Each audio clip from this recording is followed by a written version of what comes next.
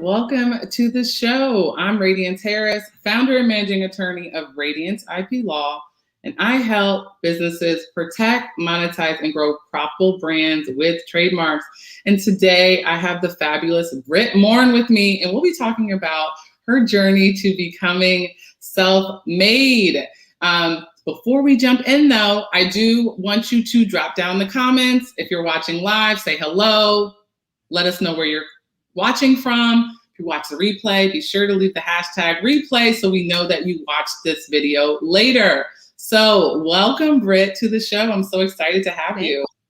Thank you. I like the pump up music at the beginning. I was feeling it. Yeah, let's talk about trademarks. Woohoo! That's right. We got to get it pumped up. This is always a fun topic. So totally. Please share with our viewers who you are, what you do, who you serve. So my name is Brit Morin. I'm the founder and CEO of Brit Co, of Selfmade, and I'm actually the founder of Offline Ventures, a new early stage technology venture fund that writes, $1 million checks into seed stage startups.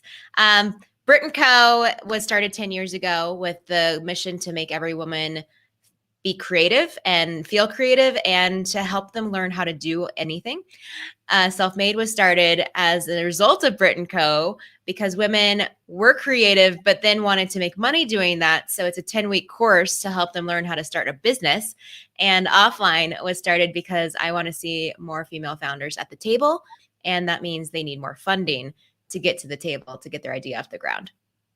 I love that. So share with us what made you fall into entrepreneurship. I know you've been doing entrepreneurship for quite a while now, the last 10 years or so. So tell me, how did you fall into this? Yeah, well, I started my career pretty early. I was 20. I finished school at UT Austin early to get to Silicon Valley as quickly as possible because all the action was happening there.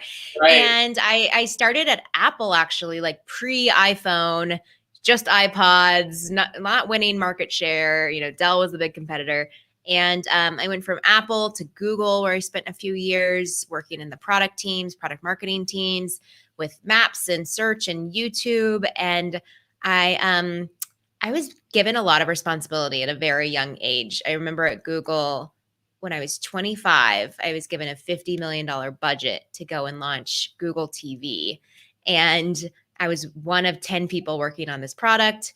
And so I had to just make calls, make decisions. And it was very entrepreneurial, even though I had a ton of money behind me, which isn't totally entrepreneurial.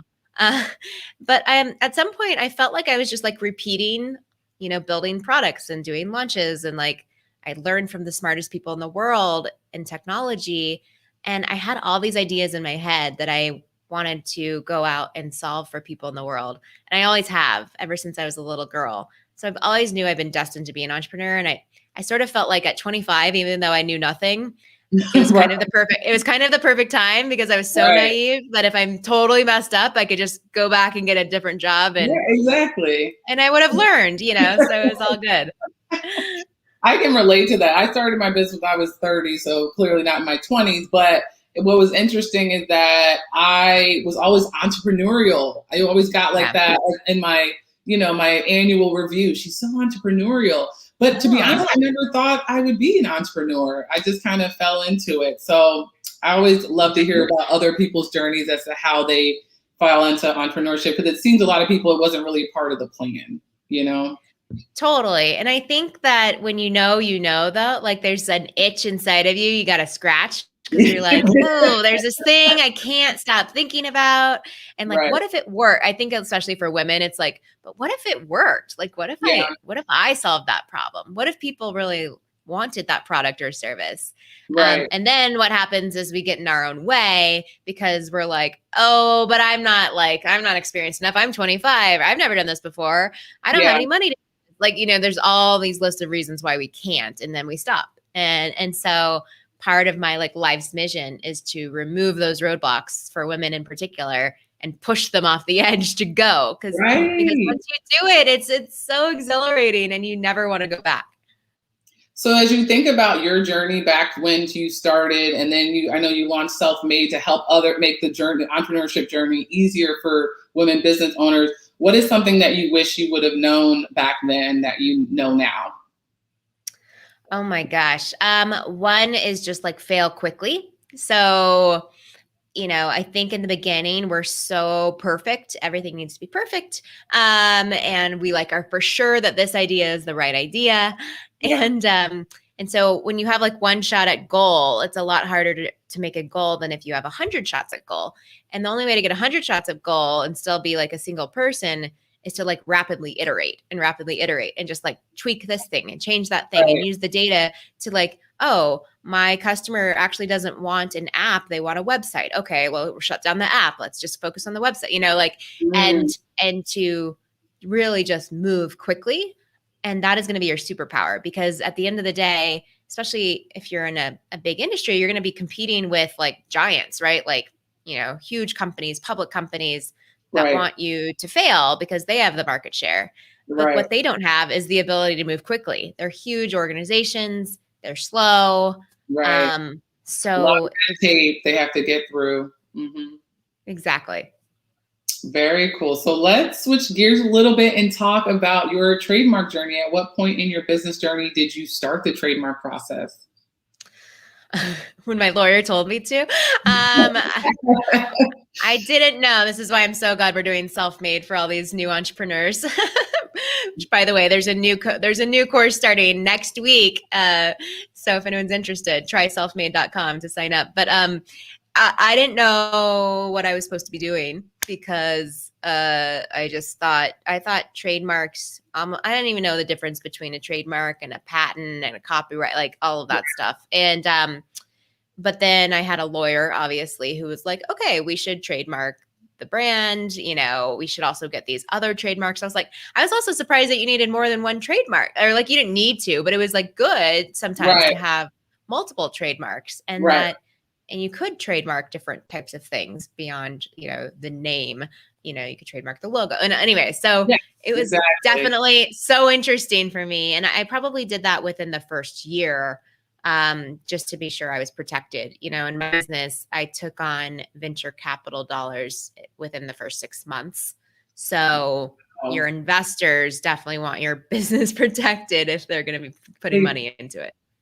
They do. You hit the nail on the head. The first thing you hit on is the fact that a lot of businesses have multiple trademarks that they're not aware of. And so it's definitely worth them protecting those. And also, depending on your business goals, especially if you're looking for investors, they want to make sure that there's low risk investing in your business. And a part of that is protecting your intellectual property. So I'm glad you learned that early. So what has having trademark protection early in your business done for you in your business? What benefits have you experienced?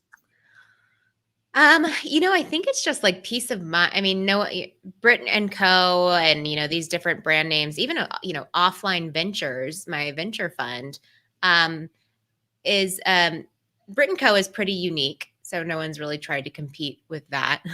I'm Brit. Hi. But things like Selfmade and Offline have different types of trademarks in those in different categories. And so, it's really become a great moat to be able to, distinguish ourselves as a venture fund, not an apparel brand. And now we know that other venture funds, can't be called Offline Ventures, and the marks, can't be misconstrued. And so, I think it's just one of those things that is necessary to have. It makes you feel protected. You can put a cool TM next to your logo if you want to. But, it's one of those things that even as we're making sub brands, we have a conference called Remake. And we trademarked that, because it's a multi-year, prior to COVID, it was a multi-year recurring event that we also created swag for, and, created merchandising lines with. And, it's also just peace of mind that the work you're investing in marketing these brands isn't going to have to change because you have to change your name or something later on. So that was a really nice benefit as well. Yes. And I guess one thing we do relate on, we both trademarked our first names as a part of both of our business. our first names. How cool is that? Totally. Yes. It's very cool. I You know. Usually in the legal space, attorneys use their last name as a part of their firm name. But no, I use my first name. And Great. I mean, if Oprah, I'm assuming Oprah is like your icon because she's mine too. So if Oprah can do it, we can do it. One word names are all the rage. Yeah. Oh, Yeah. You should absolutely. just put this as Brit next time. You don't even need Morin. Just Brit. TM. Exactly. But yeah, as you mentioned, the peace of mind is priceless. And that's what I'm always telling clients or prospective clients, that I've never had a client who's ever regretted protecting their brand. Like, I've never had someone say, oh, I shouldn't have done that. Like, it's always, oh man, I'm glad I did that, because now I can actually take action, and now I can get damages, and now I can prevent third parties from using my brand, in the marketplace without my consent. So yeah, peace of mind is like, it's so priceless. Yeah. And I think a lot of people are always, confused about branding and naming. And, my husband had a company called Path, which is like very obscure. It was a lot harder to trademark, and also to, then you have to get the SEO authority. Like when you Google Path, his app wasn't the first result, and so sometimes, we talk about this a lot because you're a guest in our Selfmade course too, but like, it's better to have a more distinguished name, right? And Brit Co, versus even offline ventures or Selfmade, because it's so much more defensible, and you do get the trademark on top of it so much easier. So anyways, if you guys are out there as like newer entrepreneurs thinking about your name, I know that's like one of the biggest struggles, but once you decide it, trademark it, and you will feel really rest assured that you did.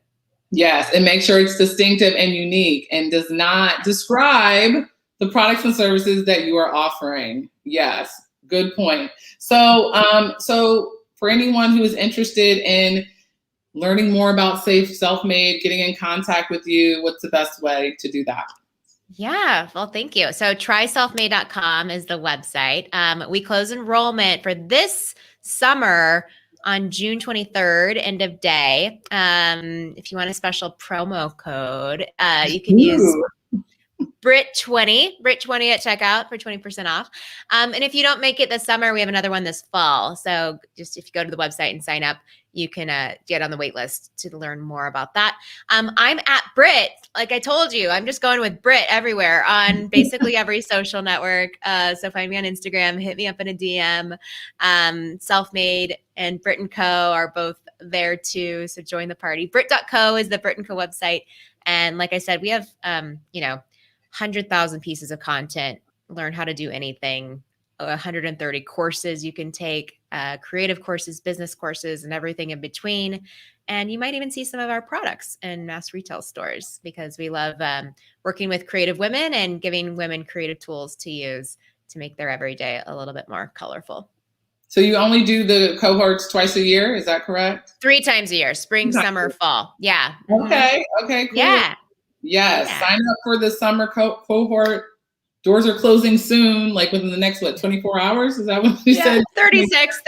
Oh, yeah. You have a little bit of time. Use her promo code Brit20 for 20% off. That is a very generous offer. So thank you guys for tuning in today. I hope you have been inspired and learned from Brit Morin today. Hopefully, if you haven't watched live, catch you on the replay.